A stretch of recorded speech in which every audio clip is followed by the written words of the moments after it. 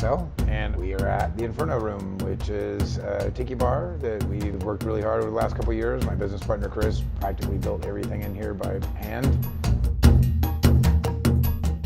When you walk through here, if it doesn't have a fresh coat of paint on it, it's probably 40 plus years old from Papua New Guinea.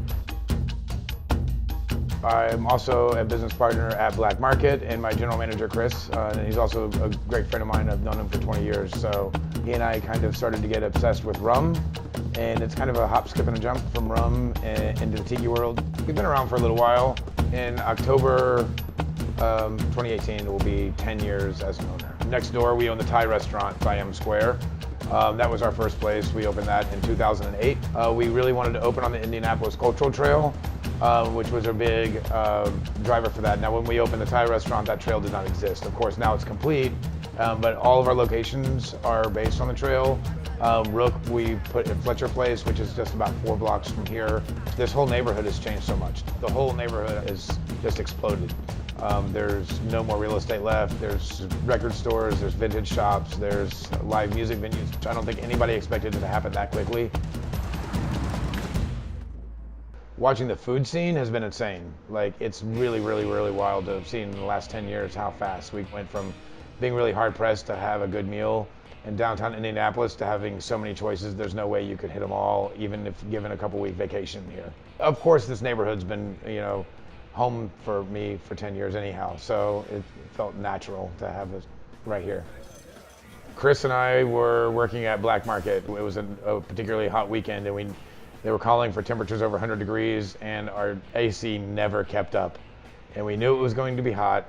And that's when Chris said, well, we've got all that tiki stuff downstairs still left for, why don't we pull all that out? And I was like, yeah, we'll call it the Inferno Room. And we thought that was a really cool sounding name. I thought it was a really cool sounding name.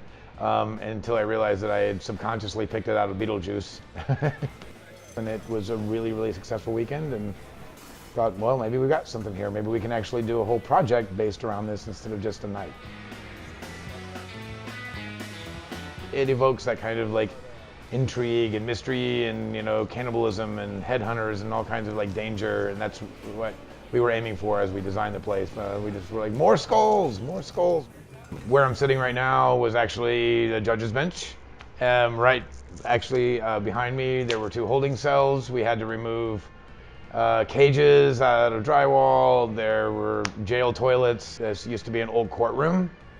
Chris, my partner, and I walked in, and we kind of looked up. We've got this really huge atrium, a couple of windows that look down into the main bar area, and that was it.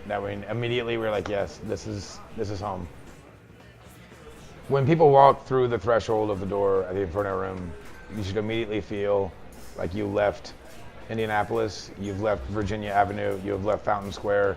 Definitely kind of a throwback to like the 40s, 50s, 60s, the height of the kind of Polynesian pop fad. 1933, 34, we're talking about the Great Depression. It was maybe your only chance to actually get to go on a quote vacation. It was vacation in a glass. And then you also see Trader Vic's in the 40s, and again, if you think about that, it's post-World War II. You get the troops coming home from the South Pacific, so like it feels like you've stepped into an exotic locale, maybe in the middle of the jungle of Papua New Guinea.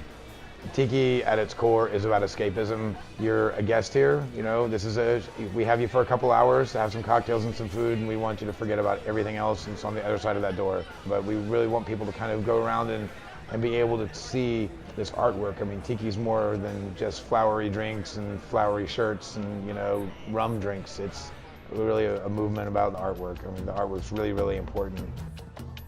We've also got probably the largest collection of native Papua New Guinea artwork outside of a museum in the United States. Definitely an homage to the tribal cultures there, and we kind of see ourselves as a bit of a living museum with cocktails.